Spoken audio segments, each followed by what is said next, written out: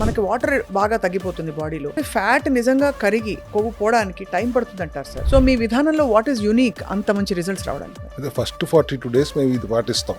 Carbohydrates తినకండి, complex carbs తినండి, కావాల్సిన విటమిన్ డెఫిషియన్సీ ఉంటే వాటిని అడ్రస్ చేస్తూ గ్లూకోజ్ ఇవ్వకుండా ఉంటే. సెల్ హెల్త్ క్లినిక్ పర్యవేక్షణలో జరుగుతున్న ఈ ప్రాసెస్ లో నిన్న చెక్ చేస్తే 75 కిలోల 200 గ్రాములు ఉండొచ్చు. ఇవాళ సడన్లీ మార్నింగ్ చూస్తే అదే టైంకి 75 కిలోల 700 గ్రాములు వస్తుంది. పానిక్ అయిపోతారు, మనం మళ్ళీ గెయిన్ అయిపోతున్నాం వెయిట్ అని. ఫస్ట్ 1 week అసలు మీరు చెక్ చేసుకోబాకండి, ఎందుకంటే weight you lose in the first week, you not lose again in the second week. నీరు లాగేస్తుంది, సో ఫాస్ట్గా మనకు వెయిట్ లాస్ కనపడుతుంది. ఆ తర్వాత ఇప్పుడు వైటమిన్ సి కావచ్చు, మనకి మెగ్నీషియం కావచ్చు, మైక్రో న్యూట్రియంట్స్ ఉంటాయో అవి కూడా తీసుకోవడం అవసరమా, లేకపోతే అప్పుడు ఎలాగో మాడుస్తున్నాం కాబట్టి బాడీని ఫుల్గా మార్చడం అవసరం అంటారు? మార్చుతుంది మనం బాడీని కాదు, బాడీలో ఉన్న వ్యాధికి మాల్ ఫంక్షనింగ్ సెల్ని స్టార్వింగ్లో ఉంచుతున్నాం, కానీ హెల్దీ సెల్స్ కావాల్సినంత ఫుడ్ ఇస్తున్నాం కదా. బట్ డెఫిషియన్సీస్ రాకుండా చూసుకోవాలనేది కూడా. అందరూ ఒళ్ళు తగ్గుతారు, పొట్ట చుట్టూ మాత్రం ఒళ్ళు తగ్గించుకోవడం చాలా కష్టం. దానికి ఏమైనా చిట్కాలు ఉన్నాయా? ఎడిపోస్ టిష్యూస్ ఎక్కువగా ఉండేది పొట్ట దగ్గరే. లేడీస్కి అయితే పొట్ట, చేతులు, థైస్, సీట్లలో కూడా ఉంటుంది. మగవాళ్ళకి ఎక్కువగా ఉండేది పొట్ట దగ్గర. మోటివేషన్ ఉన్న వాళ్ళు చేసుకుంటున్నారు, కొంతమంది అక్కడ ఆగిపోతున్నారు. ఎందుకంటే ఇప్పటికే 5 కిలోలు తగ్గేసామని ఆనందంతో ఆ చిన్నపాటి పొట్ట ఉంటే ఏముందలే ఫీల్ అవుతున్నారు.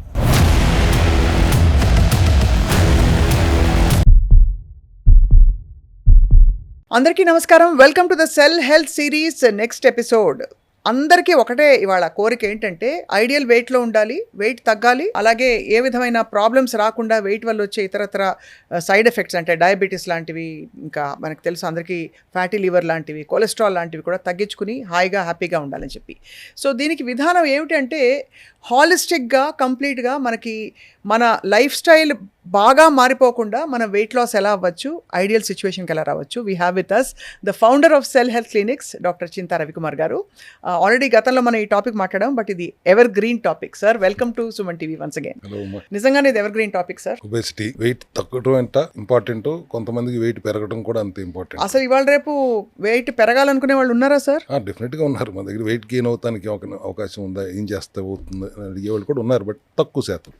ఇది కూడా సైంటిఫిక్ గానే వెళ్ళాలి. అప్రోచ్ ఇస్ టు బి, మన దగ్గర 2 విధానాలుగా వి అప్రోచ్. ఒకటి క్రానిక్ గా ఉన్నప్పుడు, ఓవర్ ఒబీస్ గా ఉన్నప్పుడు సెల్యులర్ మెటబాలిక్ న్యూట్రిషన్ అంటాం, అండ్ దెన్ ఆటోఫేజీ అంటాం. 2 విధానాలు ఉన్నాయి కదా. సో రెండింటిని కంబైన్ చేసుకుంటూ మనం ఒబేసిటీని అడ్రస్ చేస్తాం. సెల్యులర్ మెటబాలిక్ న్యూట్రిషన్ ఒక 40 రోజులు చేయిస్తాం ఫస్ట్ స్టార్టింగ్లో.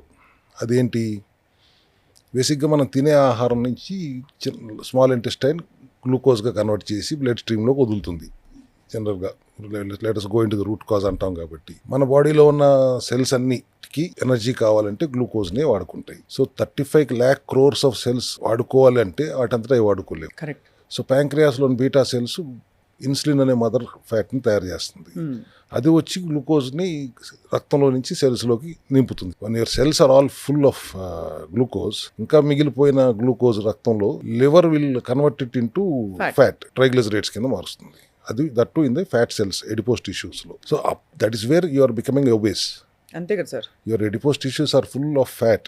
It is not fat actually, it is glucose converted as fat. అవి పెరుగుతున్న కొద్దీ మీరు ఒబేస్ అయిపోతూ ఉంటారు. Once the adipose tissues are also full, ఇంకా రక్తంలో గ్లూకోజ్ ఉందంటే ఇన్సులిన్కి ఏం చేయాలో తెలియని పరిస్థితి. కాబట్టి that is what we call type 2 diabetes. Diabetes అవ్వకుండా మీరు ఒబేస్గా ఉన్నప్పుడు what we should do to reduce obesity తగ్గాలంటే, బయట నుంచి గ్లూకోజ్ ఇవ్వడం ఆపేస్తే సెల్స్లో ఉన్న glucose cells వాడేసుకుంటుంది.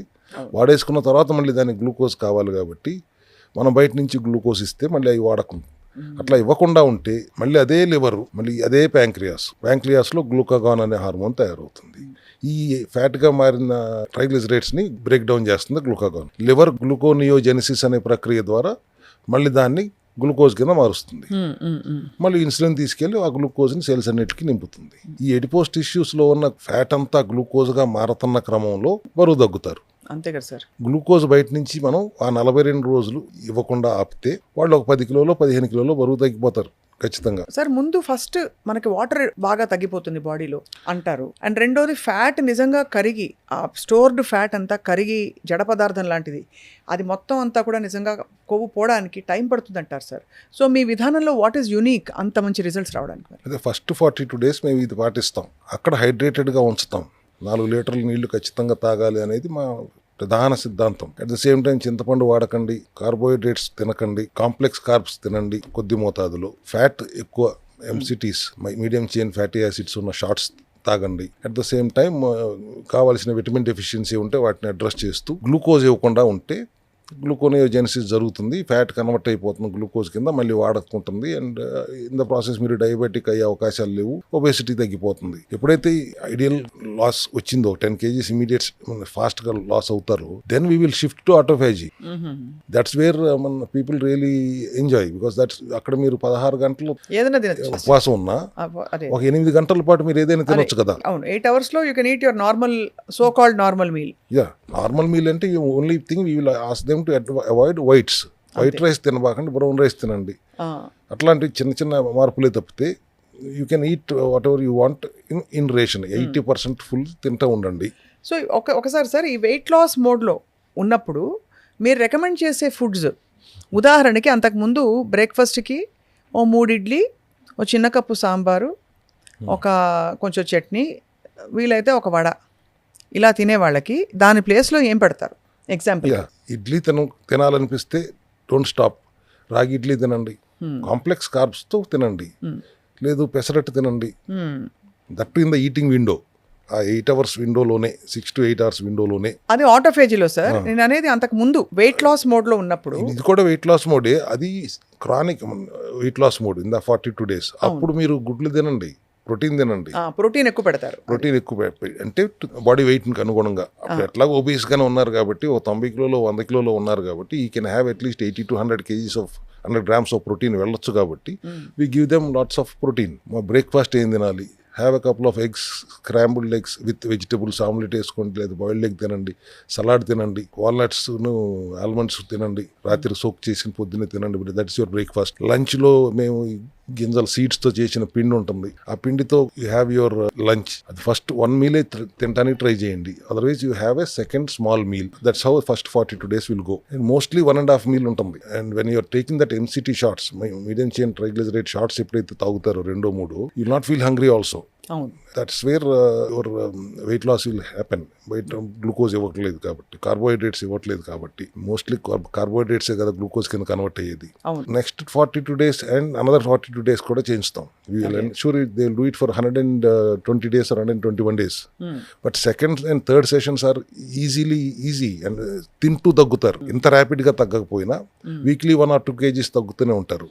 So by the end of the month మొదటి నెలలో 10 kgs తగ్గితే, 2వ నెలలో 6 kgs తగ్గుతాడు, 3వ నెలలో కూడా ఇంకొక 4-5 kilos తగ్గుతాడు. ఎంటైర్ 3 months 100 days కోర్స్ అయ్యేటప్పటికి 20 to 25 kgs ఈజీగా తగ్గుతారు తింటూ. That is the magic here. Sir, ఈ క్రమంలో మీ సెల్ హెల్త్ క్లినిక్ పర్యవేక్షణలో జరుగుతున్న ఈ ప్రాసెస్లో ఎన్ని రోజులకు ఒకసారి వెయిట్ చెక్ చేసుకోవాలి? చాలా మందికి డౌట్. ఎందుకంటే నిన్న చెక్ చేస్తే 75 కిలోల 200 grams ఉండొచ్చు, ఇవాళ సడన్లీ మార్నింగ్ చూస్తే అదే టైంకి 75 కిలోల 700 grams వస్తుంది. పానిక్ అయిపోతారు, మనం మళ్ళీ గెయిన్ అయిపోతున్నాం వెయిట్ అని. So what is a good window and weight check చేసుకోవడం ఎట్లా చేసుకోవాలి? ఫస్ట్ 1 week అసలు మీరు చెక్ చేసుకోబాకండి, ఎందుకంటే 1 week అయ్యేటప్పటికి మీరు 3-4 kilos తగ్గిపోతారు. But that is water retention పోతుంది కాబట్టి, weight you lose in the first week, you will not lose again in the second week, third week, fourth week కూడా అంతే రిజల్ట్ వస్తుంది అని అనుకోబాకండి. మొదట నీరు లాగేస్తుంది, సో ఫాస్ట్గా మనకు వెయిట్ లాస్ కనపడుతుంది. ఆ తర్వాత గ్రాడ్యువల్గా తగ్గుతుంది, మధ్యలో ఎప్పుడన్నా ఒక రోజు పెరిగినట్టు ఉంటుంది. కాబట్టి వీక్లీ వన్స్ చెక్ చేసుకోండి, సేమ్ టైం సేమ్ క్లోత్స్. అంతే, same clothes same time check చేసుకోవాలి వీక్లీ వన్స్. ఒక 500-600 grams అటు ఇటు అయితే చాలా మంది డిమోటివేట్ అయిపోతారు. అంతే కదా.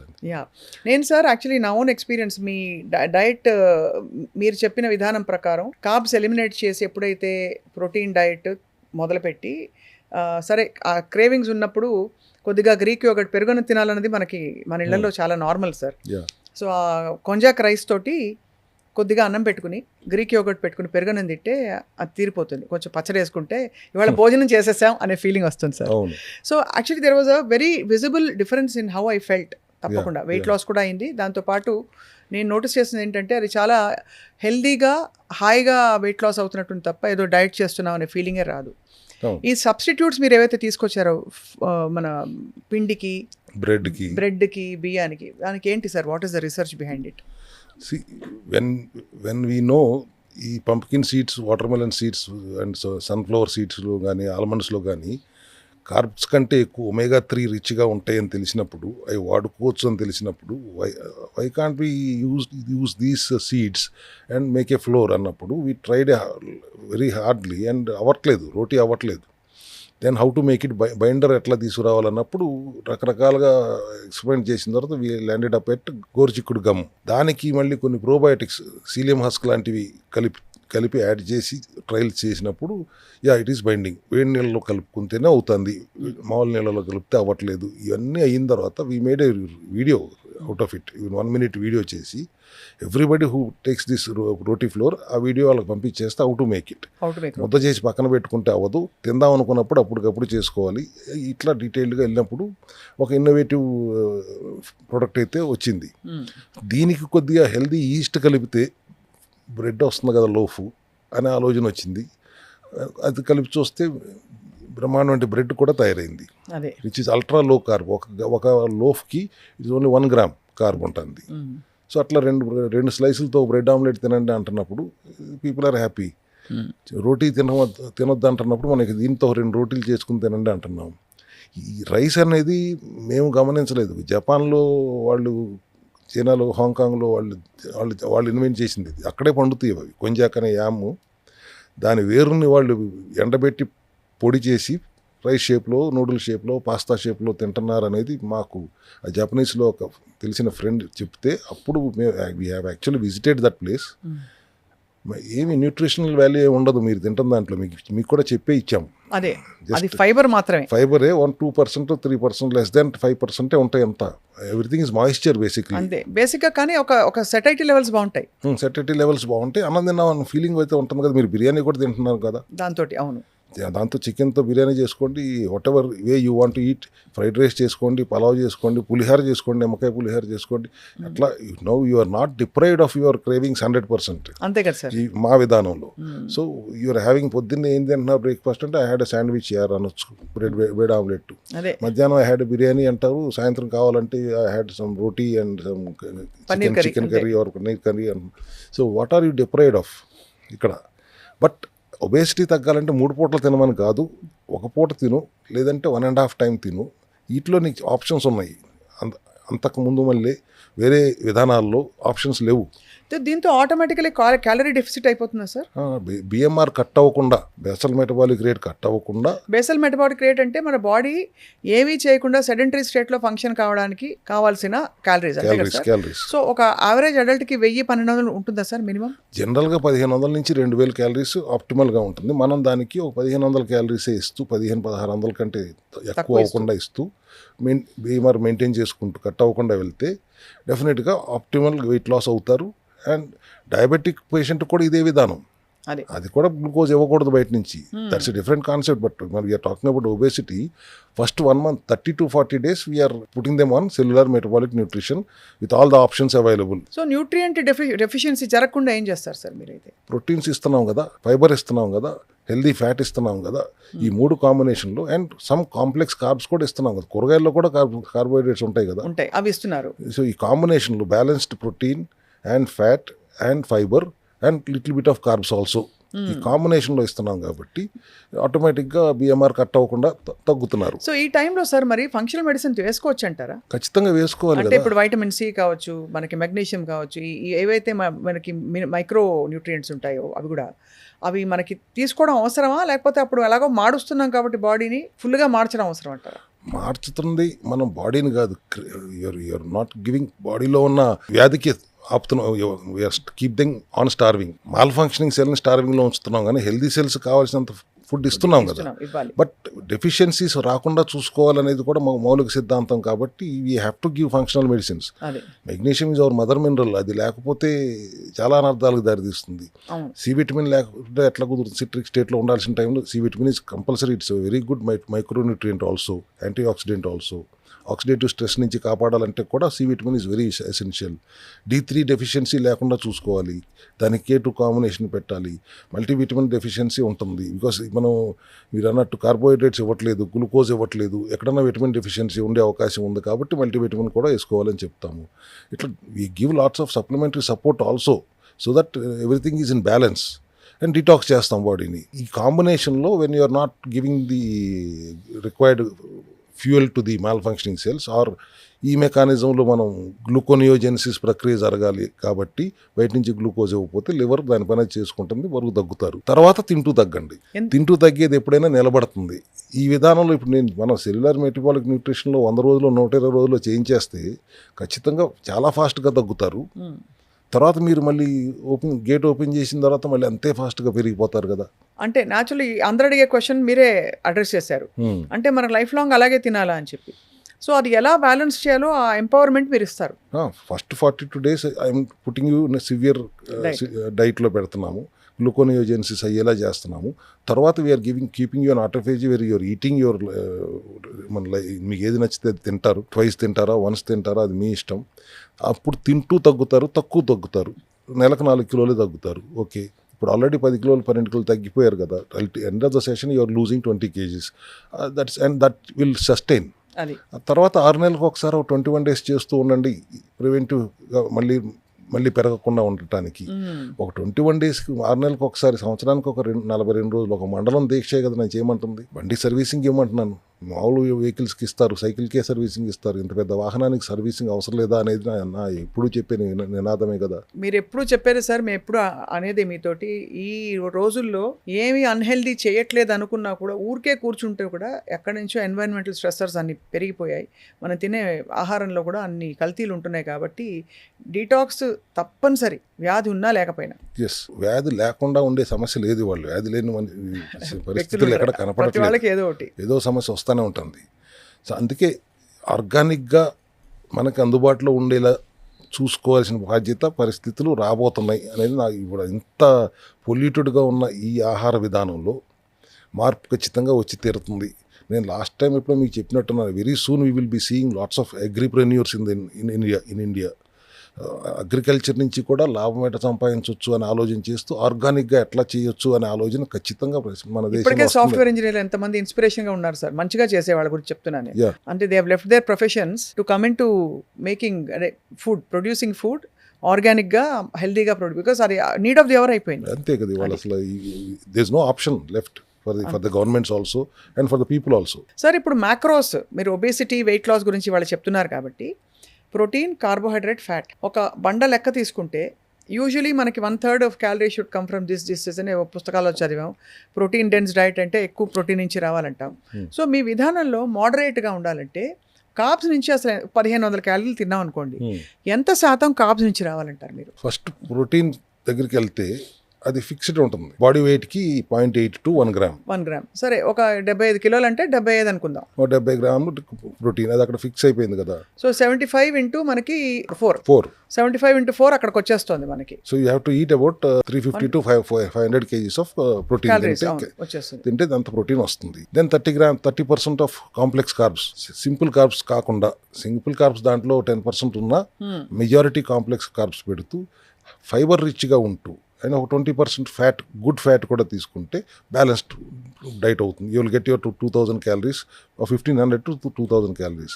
ఒక 200 క్యాలరీలు ఎప్పుడు డెఫిషిట్గా తీసుకుంటాం, అంతకంటే ఎక్కువ క్యాలరీ కట్టింగ్ కూడా మంచిది కాదు. Too much of calorie cutting is also very harmful. Micronutrient deficiencies వచ్చేస్తాయి, అన్ని రకాల ఫ్లక్చుయేషన్స్ స్టార్ట్ అవుతాయి. బట్ ఒక 10% క్యాలరీ రెస్ట్రిక్షన్స్లో ఉండటానికి ప్రయత్నిస్తూ 80% ఫుల్గా తినండి ఎప్పుడు తిన్నా కానీ. Don't eat 100% full. ఇది థంబ్ రూల్లా పెట్టుకుంటే మంచిది. బాగుంది. అంటే ఫస్ట్ ప్రోటీన్, ఫైబర్ వచ్చేయాలి బాడీలోకి, అది బండ గుర్తు. రెండు వచ్చేస్తే మనం హోంవర్క్ అయిపోయినట్టు. మిగతాయి జాగ్రత్తగా రానివ్వాలి, కార్బోహైడ్రేట్స్ నేను ఫ్యాట్ని జాగ్రత్తగా రానివ్వాలి. అంతే కదా సార్, అంతే. చాలా ఇట్స్ యాక్చువల్లీ ఇది ఐడియల్గా ఉంది సార్. సో మీరు చూసిన కొన్ని మంచి results, please share couple of case studies with us. Obesity 150 కిలోలు 148 కిలోలు తగ్గిన వాళ్ళు కూడా ఉన్నారమ్మ మన దగ్గర లాస్ట్ 5 yearsలో.